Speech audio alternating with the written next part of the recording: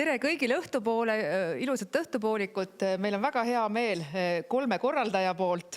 ICOMOS Eesti, Kõuemõis ja Muinsuskaitseamet teid kõiki tervitada. Õhtupoolega siin livestreamis, sest et me oleme livestreami kuulajaskonnaga ka eetris.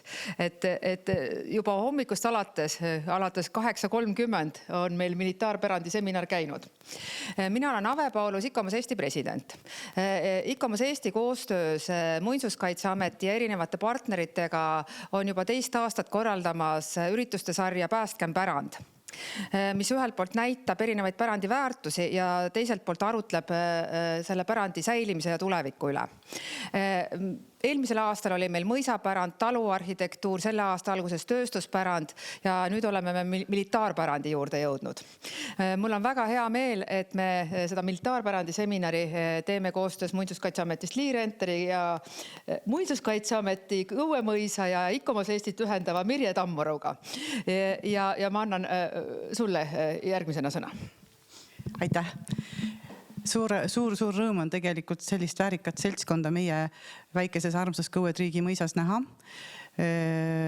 Alati on mul rõõm ka seda maja hiljem või varem või mis iganes hetkel kellelegi ka tutvustada, kes siin varem käinud ei ole või kes on unustanud varasemad käigud. Ma ei tea, kas meil selleks aega on, aga igatahes mina olen selleks alati valmis. Kõuemõisast, sellest nimest, meil oli siin hästi palju juttu. Robert parandas mind kunagi siin alguses ütles, et see ei ole Kõuemõis, see on Triigimõis. Tegelikult see ongi nii, see on Triigimõis, sest me oleme Triigi külas ja ametlikult ajalooliselt on see Triigimõis.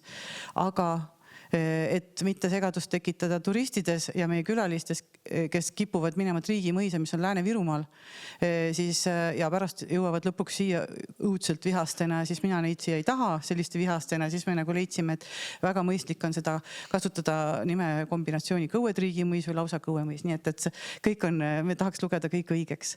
Aga ma sellest pikalt rohkem ei seleta, mina annan juba edasi toru Liile. Me oleme mõlemad Harjumaa nõunikud muide Muinsuskaitseametis, aga mul on nõudselt hea meel, et see mõis ei ole minu tööpiirkonnas. Et see on Lii tööpiirkonnas.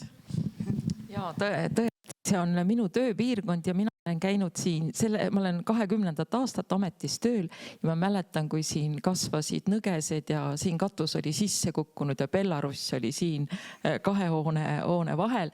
Nii et tore on, et mõni mõis ka valmis saab. Ja Muinsuskaitseametis tõesti meie ametnike igapäevane töö on päästa pärandit.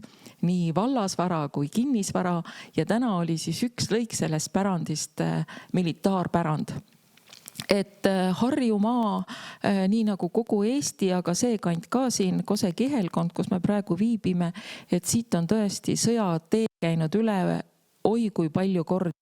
Kui need seinadki oskaksid rääkida, siis nad mäletaksid, mis kõik siin on juhtunud. Aga nüüd seminari juurde, tänan, kes te kõik käisite täna välituuril meiega ja nüüd siis siin ruumis sees uued teemad ja head päeva jätku. Aitäh.